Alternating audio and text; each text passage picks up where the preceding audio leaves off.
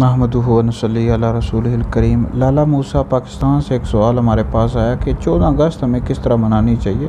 तो इस वाले से जी मेरा फ़तवा मौजूद है। फ़तवा इंशाल्लाह सोशल मीडिया पर व्हाट्सएप पर सेंड कर दूँगा, भेज दूँगा आप लोगों की तरफ। आज़ादी अल्लाह रब्बुल इज़्ज़त की बहुत बड़ी नेमत है, इसकी हमें कदर करनी चाहिए। हो सके तो इस रोज़ आप रोज़ा रखें और इसका जो सवाब है, जो जिन्होंने भी पाकिस्तान बनाया हमारे बुज़ुर्गान दीन ने, उन सब को इस साल सवाब करते हैं। रोज़ा रखें और कुरान मजीद की तिलावत करें और नवाफिल अदा करें और अल्लाह रब्बुल इज़्ज़त का ज़्यादा से ज़्यादा शुक्र अदा करें कि उसने हमें आज़ादी जैसी नेमत अता फरमाई।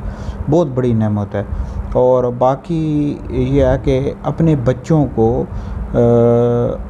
अपने उन मोहसिनों के हवाले से बताएं कि जिन्होंने पाकिस्तान बनाया है। जो कौम भी अपने मोहसिनों को याद नहीं करती, उनकी कदर नहीं करती ना, वो कौम कभी भी तरक्की नहीं कर सकती। अबू दाऊद शरीफ के हदीस है, नबी पाक अलैहिस्सलाम ने फरमाया कि जो बंदा लोगों का शुक्र अदा नहीं करता, अल्लाह का भी शुक्र अदा नहीं कर सकता, नहीं करता।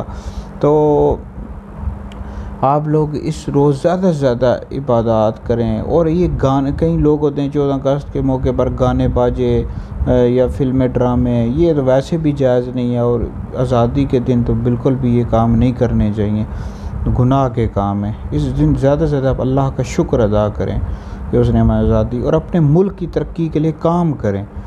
अपने मुल्क को आगे बढ़ाने में अपना अहम हिस्सा डालें और इस मुल्क को ज़्यादा से ज़्यादा आगे लेकर जाएं। अल्लाह ताला हमें इस मुल्क के पाकिस्तान की खिदमत करने की तौफीक और हिम्मत अता फरमाए।